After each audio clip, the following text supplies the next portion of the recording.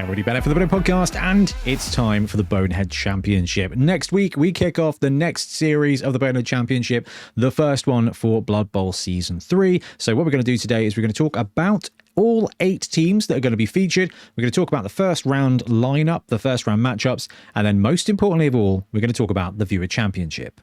All right, so the 8 teams we're going to be featuring this year, we've got Tomb Kings, we've got Skaven, we've got Vampires, we've got Khorne, we've got Goblins, we've got Amazons, we've got Black Orcs, and of course, we've got Bretonnia as well. Now, the first round is going to be Tomb Kings versus Skaven. That's going to be the first game you see on the channel coming up on Monday.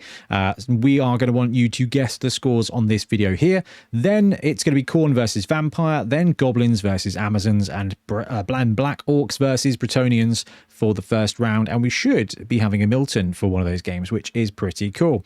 So 2 things to talk about when we go through this season, how we've done this season. There are a few house rules that we ended up implementing here, and the first one is that we've said hatred always triggers, none of this 4+ nonsense. If you get hurt and you miss a game at least, you will hate the type of player that took you out. We want to get that to the pitch. When it came to stalling, we've moved it to a D8 instead of a D6 because we want to kind of show that off as well.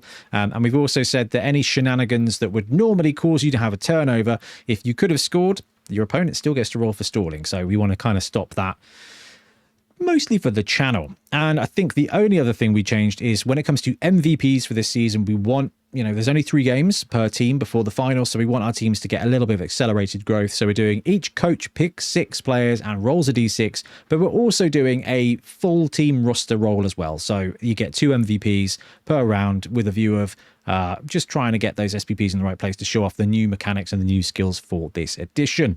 All right, let's jump into the rosters, and we're going to kick off with the Tomb Kings. So when it came to the Tomb Kings, we've got 4 Tomb Guardians, a Blitzer, another Blitzer, 2 Throwers, and 3 Linemen. So 11 players on this team, plus 2 of the rerolls.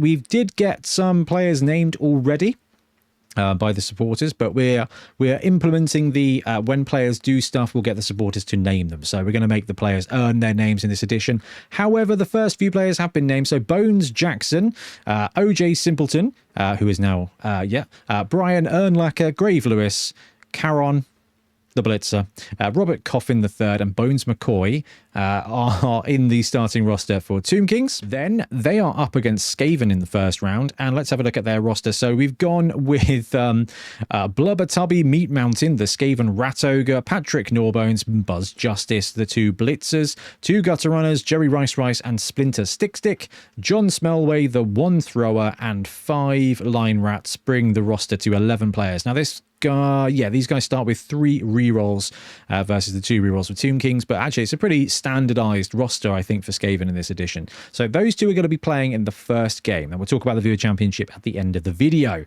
Next up, we have got our Vampire team. So Vampires, only 1 player we absolutely positively had to keep the name of, which is Thrall Chewer, which is the Vargeist, and we've gone with the kind of mixed positional roster here, which is subpar, but we want to show off each of the positionals as quickly as we can.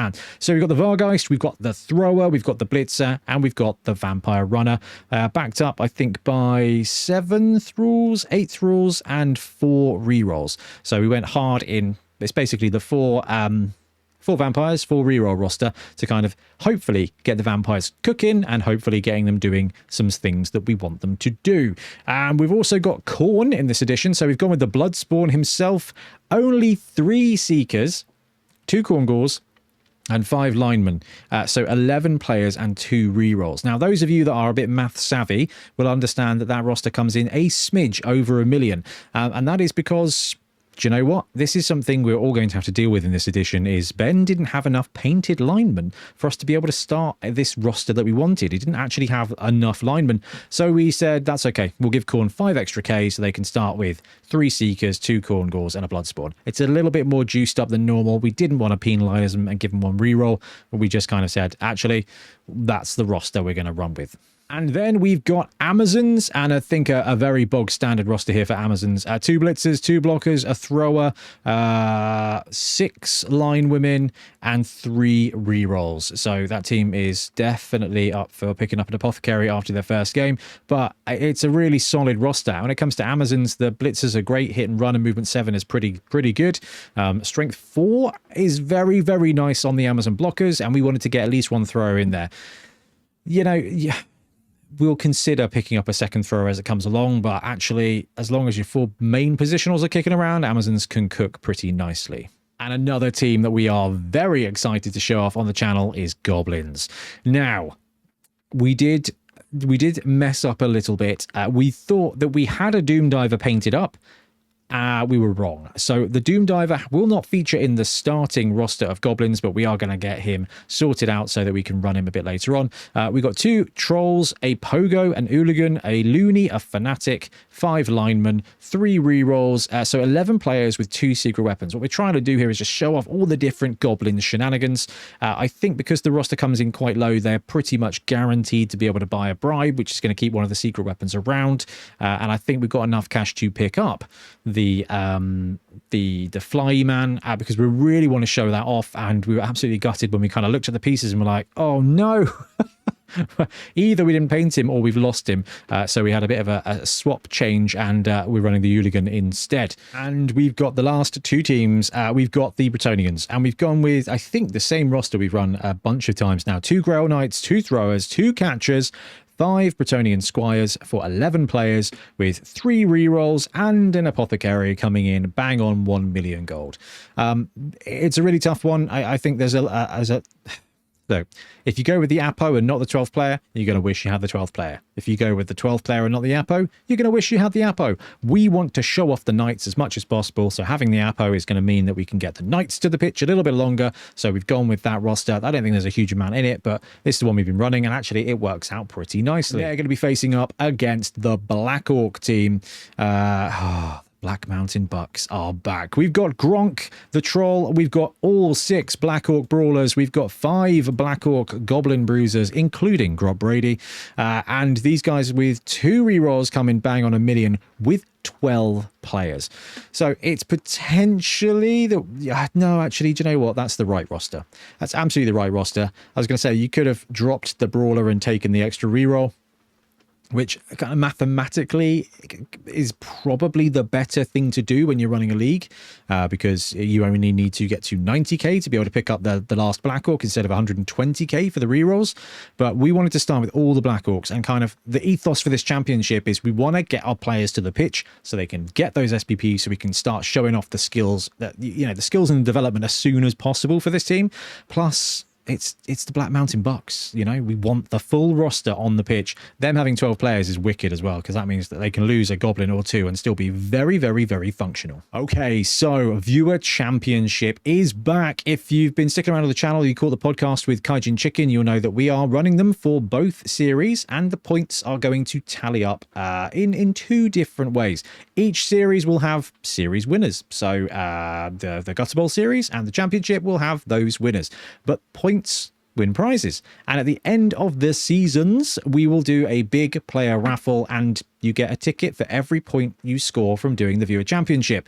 So if you're joining the season halfway through, doesn't matter, get some good guesses, get some tickets, win some cool loot prizes. Nick's got some cool stuff lined up, and we've got a ton of stuff that we want to give away, and we think it's a really good way to do it. So when it comes to the Viewer Championship, it's not, I don't think we're doing it any differently than last time, which is get your guesses in for the match that's coming up.